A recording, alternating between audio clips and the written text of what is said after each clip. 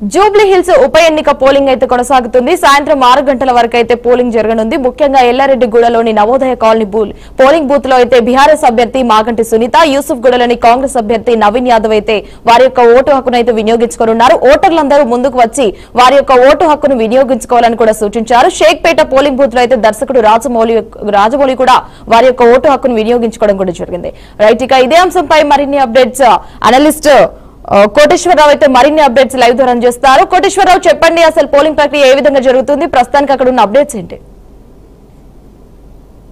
ఇప్పటి వరకు Jubilee hills polling ప్రశాంతంగానే జరిగింది. పోలింగ్ గడువు ముగిసే వరకు కూడా ఇదే విధమైనటువంటి ప్రక్రియ కొనసాగేందుకు అవకాశం ఉందనేది నా అభిప్రాయం. సాధారణంగా ఇద్దరు ప్రధాన పోటీదారులు అయినప్పుడు ఒకళ్ళకొకళ్ళు అంటే అభిమానులుగా ఉన్నటువంటి వాళ్ళు పోటాపోటీగా ఓట్లు వేయించేటువంటి క్రమంలో కొన్ని సందర్భాల్లో ఘర్షణలు తలెత్తవచ్చు. కానీ ఇప్పుడు ప్రముఖ పోటీ జరుగుతూ ఉంది కనుక అటువంటి అవకాశాలు తక్కువగా ఉంటాయనేది నా అభిప్రాయం. రెండవది, ఎన్నికల ప్రక్రియకు లేదా పోలింగ్ కనుక ఏ కారణంతో అయినా ఎవరు కారకులైనప్పటికీ ఘర్షణలు అట్లాంటివి కనుక సృష్టించేట్లయితే మొత్తం డిజరప్ట్ అవుతుంది. ఆ డిజరప్ట్ అయ్యేటువంటిది అది అందరికీ నష్టమే. అందుకని ఎవరికి వాళ్ళు అలాంటి పరిస్థితిని తెచ్చుకోకుండా జాగ్రత్తలు తీసుకుంటారు. అటువంటి సమయం పాటించడం కూడా గతంలో చూసాము, ఇప్పుడు కూడా అదే కొనసాగుతుంది అనేది నా అభిప్రాయం.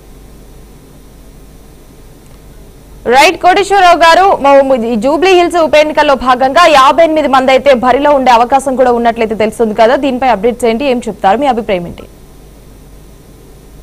పేరుకి 58 మంది బరిలో ఉన్నప్పటికీ ప్రధానమైనటువంటి పోటీ ముగ్గురులోనే ఉన్నది.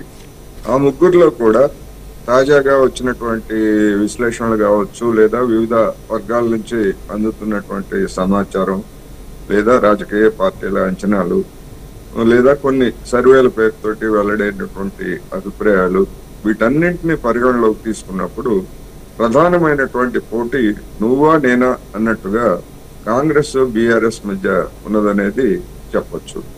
బీజేపీ అది సుదూరమైనటువంటి 3వ స్థానంలో ఉందని కూడా చెప్తున్నారు. అది వాస్తవమా, లేకపోతే అది కూడా గట్టి పోటీ ఇస్తుందా అనేటువంటిది మనం కౌంటింగ్ లోనే మనకి స్పష్టత అవుతుంది. కానీ వాతావరణాన్ని బట్టి చెప్పాల్సి వస్తే బీజేపీ పరిస్థితి దారుణంగా ఉందనేది చెప్పొచ్చు. రైట్, కోటేశ్వరరావు గారు, ముఖ్యంగా మనం చూసుకుంటే ఇటు 8 మంది కేంద్ర బలగాలతో కూడా ఈ ప్రక్రియతో కొనసాగుతుంది అంటూ కూడా తెలియజేశారు కదా, మరి మీరేం చెప్తారు? కేంద్ర బలగాలు అనేటువంటివి హైదరాబాద్ లాంటి సున్నితమైనటువంటి ప్రాంతం. హైదరాబాద్ లాంటి చోట్ల కేంద్ర బలగాలని తగినంత సంఖ్యలో నియమించడం అనేటువంటిది ఓటర్లకి, అదేవిధంగా పోటీ చేసేటువంటి వారికి కూడా ఒక భరోసానిచ్చేటువంటి అంశం. ఎందుకంటే అంతమంది కేంద్ర బలగాలను లేదా స్థానిక బలగాలను దించిన తర్వాత ఎక్కడైనా ఏదైనా అవాంఛనీయ ఘటన జరిగేట్లయితే వాటిని అదుపు చేయడంలో కనుక విఫలం అయ్యేట్లయితే ఆ భద్రతా సంస్థలకు కూడా అది చెడ్డ పేరే వస్తుంది.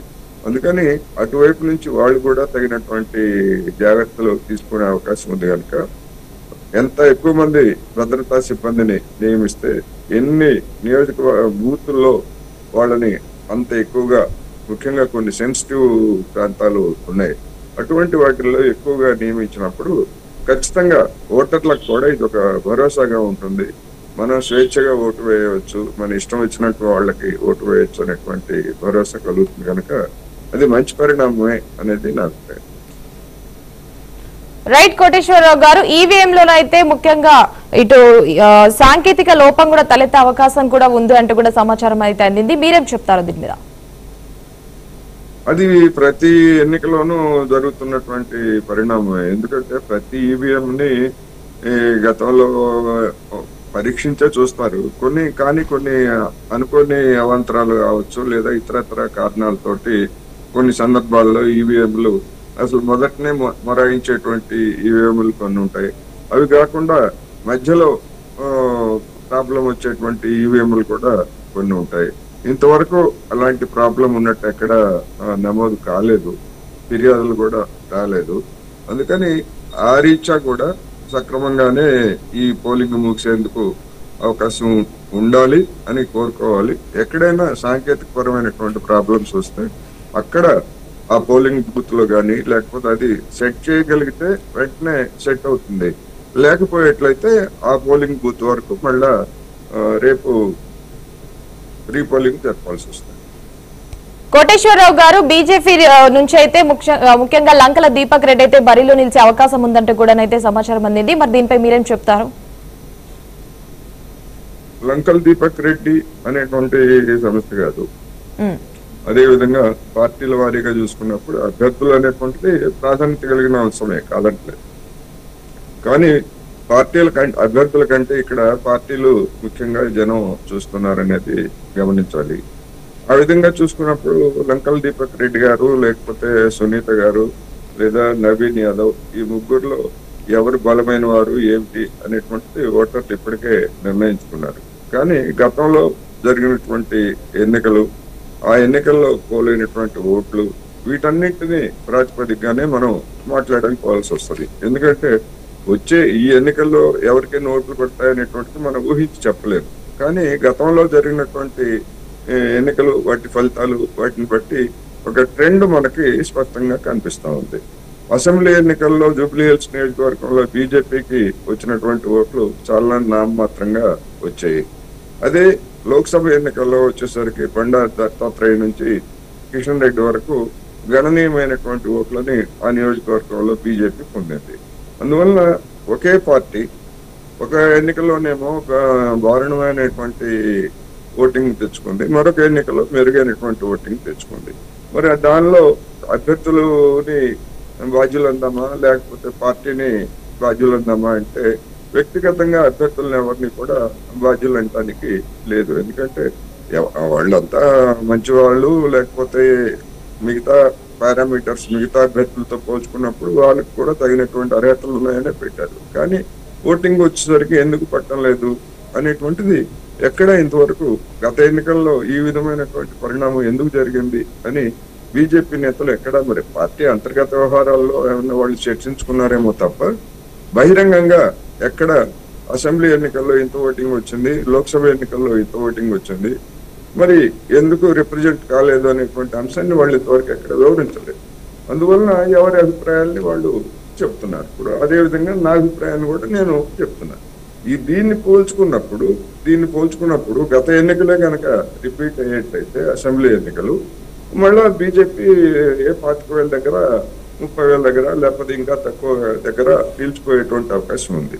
మరి అలా కాకుండా లోక్సభ ఎన్నికల ప్రాతిపదికగా చూసుకున్నప్పటికీ గణనీయమైనటువంటి ఓటింగ్ దానికి వచ్చింది. మరి అంతకుముందు ఎన్నికలతో పోలిస్తున్నప్పుడు అటువంటి రికార్డు దానికి రాలేదు కనుక ఈసారి అసెంబ్లీ ఎన్నికల్లో దానికి లోక్సభ ఎన్నికలతో పోటీగా ఓట్లు తెచ్చుకుంటుంది అనేటువంటి విశ్వాసం నాకైతే లేదు. ఓటర్లకు ఉండొచ్చు లేదా పార్టీ నాయకులకు ఉండొచ్చు, కానీ గత ట్రెండ్ను బట్టి నా అభిప్రాయాన్ని నేను చెప్తాను.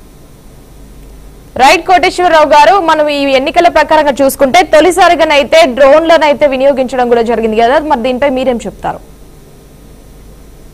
డ్రోన్లు అంటే అది ఆధునికమైనటువంటి సాంకేతిక ప్రక్రియ, పరికరం అందుబాటులోకి వచ్చింది. ఈ డ్రోన్లు అనేటువంటివి సాధారణంగా ఎప్పుడు ఉపయోగపడతాయంటే ఏదైనా ఘర్షణలు జరిగినటువంటి ప్రాంతాల్లో ముఖ్యంగా వీడియోగ్రాఫర్లు, ఫోటోగ్రాఫర్లు అక్కడికి వెళ్ళి వాటిని కవర్ చేయడానికి వీలైనటువంటి సమయాల్లో సుదూరం నుంచి ఆయా ఘర్షణలు జరిగేటువంటి ప్రాంతాల మీద డ్రోన్లను ప్రయోగించి వీడియో చిత్రీకరణ చేస్తే ఎవరు ఏ విధమైనటువంటి చర్యలకు పాల్పడుతున్నారు అనేటువంటిది స్పష్టంగా వీడియోలో మనకి తెలుసుకుంటుంది. ఆ విధంగా చూసినప్పుడు ఆ డ్రోన్స్ అనేటువంటివి చాలా ఉపయోగం. అలా కాకుండా సాధారణంగా జరిగేటువంటి ఓటర్లు బారులుగా నిలబడి ఉండటం, లేకపోతే ఓట్లు వేయడం, ఇలాంటి సాధారణ కార్యక్రమాలన్నీ మామూలు కెమెరాలతోటి ఫోటోగ్రాఫర్లు వాటిని బంధించగలరు. కానీ ఎప్పుడు అంటే జనాలు గుంపులుగా గుమికూడి శాంతి భద్రతల సమస్యని దృష్టించినప్పుడు డ్రోన్లు ఖచ్చితంగా దోషులను పట్టుకోవడానికి అవి ఎంతగానో ఉపయోగపడతాయనేది చెప్పొచ్చు. రైట్ కోటేశ్వరరావు గారు, ముఖ్యంగా ఇటు మనం చూసుకుంటే షేక్పేట్లోనైతే ఈవీఎంలు అయితే మొరాయించాయి అని కూడా అయితే తెలియజేశారు కదా, అసలు ఏ విధంగా జరుగుతుందని చెప్పవచ్చు మరి? ఈవీఎం ప్రత్యామ్నాయమైనటువంటి ఈవీఎంలు ఉంటాయి. ఆ ప్రత్యామ్నాయమైనటువంటి ఈవీఎంలని సకాలంలో కనుక తీసుకొస్తే మళ్ళీ అక్కడ ఓటింగ్ ప్రక్రియ మొదలవుతుంది. అలా కాకుండా కొంత ఓటింగ్ గణనీయమైనటువంటి ఓటింగ్ పడిపోయి ఆ ఓటింగ్ వాటిని రిట్రీట్ చేయడానికి వీలైన విధంగా ఈవీఎం కనుక ఉండేట్లయితే మళ్ళా బైపోల్ ఆ బూత్ వరకు తిరిగి ఉప ఎన్నిక రేపు జరపాల్సి వస్తుంది, తిరిగి పోలింగ్ జరపాల్సి వస్తుంది. అందువలన దాని యొక్క నేచర్ ఏమిటనేటువంటి మనకి తెలియాల్సి ఉంటుంది. రైట్, ఇది మన ముఖ్యంగా వెంకటరెడ్డి గారు 139 ప్రాంతాల్లో అయితే చాలా మంది అయితే వారి యొక్క పోలింగ్ ప్రక్రియ అయితే కొనసాగుతుంది. ఇటు ముఖ్యంగా జూబ్లీ హిల్స్ ఉప ఎన్నికల్లో భాగంగా 5,000 మంది సిబ్బంది కూడా అయితే ఎన్నికల్లో భాగంగా అయితే వారు కూడా పాల్గొనడం అయితే జరుగుతుంది. పోలింగ్ అయితే 1,761 మంది పోలీసులతో అయితే ఈ భద్రత ఏర్పాట్లు కూడా చేశారు కదా, దీనిపై మీరేం చెప్తారు?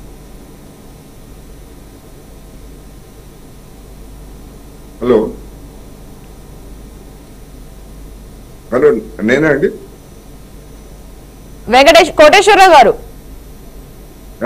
మీరు వెంకటరెడ్డి గారు అంటే కోటేశ్వరరావు గారు.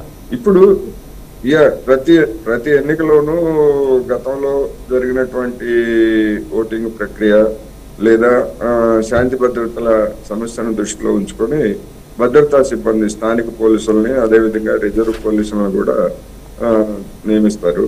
అదేవిధంగా మనకి ఎప్పటి నుంచో దశాబ్దాల తరబడి ఎన్నికల అనుభవం ఉన్న కారణంగా పోలింగ్ సిబ్బందిని కూడా దానికి అనుగుణంగానే ఏర్పాటు చేస్తారు.